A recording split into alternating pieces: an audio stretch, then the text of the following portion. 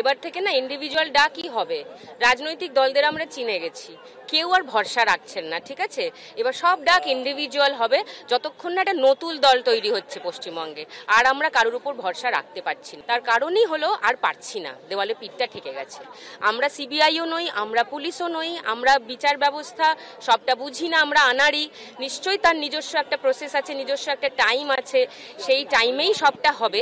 তবু কিছু যেন লুকোনো না হয়, কিছু যেন চাপা পড়ে না যায় প্রতিবারের মতো, সেই জন্যই আমাদের এতটা চেষ্টা করে যেতে হচ্ছে। আর আমরা এইভাবে আন্দোলনটা চালিয়ে যাবো, আমরা এটা করবো, আমরা যেরকম রোজ মিছিলে বেরোচ্ছি সেটা বেরোবো এবং সাধারণ মানুষকে বলবো এইভাবে তাদের এনার্জি ধরে রাখতে হবে, রেগুলার এইভাবে প্রতিবাদ করতে হবে যাতে সত্যিকারের মানে পরিকাঠামোর একটা জাস্টিস আছে। অবশ্যই তিলোত্তমার জাস্টিস অবশ্যই দরকার, কিন্তু তার সঙ্গে পুরো পরিকাঠামোর একটা জাস্টিস যাতে হয় সেটা আমরা ভেতর থেকে আমি ধিক্কার জানাচ্ছি সেটাকে। কিন্তু আমাদের প্রতিকার তো সাধারণ মানুষ চাইবে, সাধারণ মানুষ, সাধারণ নাগরিক, আমাদের তো একটা অধিকার আছে, আমরা তো করদাতা, আমরা কেন আমাদের দাবি ছাড়বো? আমরা জানি না, আশা করছি মিলবে, আশা ছাড়া আমরা কি করতে পারি? সর্বোচ্চ আদালতের কাছে এটা রয়েছে, এতে আমার ভরসা আছে। কলেজ স্কোয়ারের যে মিছিল দেখতে পাচ্ছেন সেই মিছিল ইতিমধ্যেই ধর্মতলায় পৌঁছে গিয়েছে। সাধারণ মানুষ থেকে শুরু করে সেই মিছিলে অর্থাৎ সাধারণ মানুষের সঙ্গে সেই মিছিলে পা মিলিয়েছেন সেলিব্রিটিরা এবং তার পাশাপাশি রামকৃষ্ণ মিশনের প্রাক্তনীরাও আজ প্রতিবাদ মিছিলে সামিল হয়েছিলেন, যেখানে তাদের যে ব্যানার ছিল তমসো মা জ্যোতির্গময়া, এই ব্যানারকে সামনে রেখে তাদের প্রতিবাদ মিছিল। এই মুহূর্তে রাস্তায় নামা ছাড়া তো আমাদের কাছে আর কিছু নেই। আগেও বললাম, আমরা তো এই মুহূর্তে তো নিজেদের হাতে তো আর আইন তুলে নিতে পারবো না, তো সেই কারণে আমরা রাস্তায় নামবো, চিৎকার করবো, প্রতিবাদ জানাবো, মিছিলে থাকবো। এইটুকুই আমাদের ক্ষমতা, সাধারণ মানুষ হিসেবে এইটুকুই আমরা করতে পারি। এবং আমাদের দেখে যদি আরো 10-15 জন মানুষ এগিয়ে আসে সেটা ভালো, আমাদের সঙ্গে পা মেলানোর জন্য, গলা মেলানোর জন্য।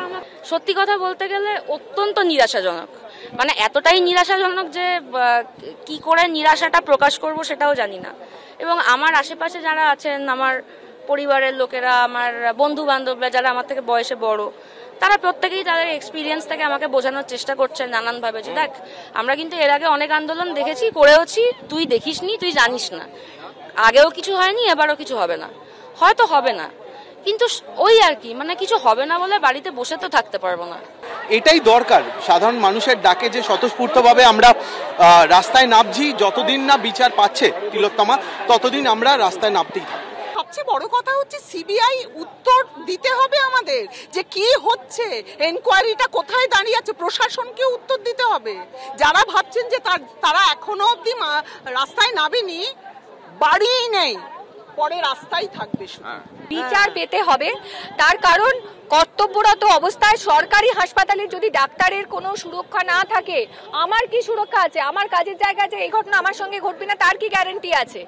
একটা বার্তা পশ্চিমবঙ্গের মানুষের কাছে যাচ্ছে যে এ রাজ্যে মহিলাদের হ্যারাস করে, মহিলাদের উপর অত্যাচার করে পার পেয়ে যাওয়া যায়, কেউ তাদের টিকি ধরতে পারবে না। আমাদের মুখ্যমন্ত্রী মহিলা প্রচুর ভোটে উনি জিতেছেন কিছুদিন আগে অবধি, তাই জন্য আমি তার কাছে দাবি জানাচ্ছি, আবেদন জানাচ্ছি, এই বার্তা যেন পশ্চিমবঙ্গবাসীর কাছে না যায় যে যা খুশি করে মহিলাদের উপর পার পাওয়া যায়, তাহলে কিন্তু আমার সুরক্ষা বিঘ্নিত, আপনার পরিবারের মেয়ে বউ সবার সুরক্ষা বিঘ্নিত।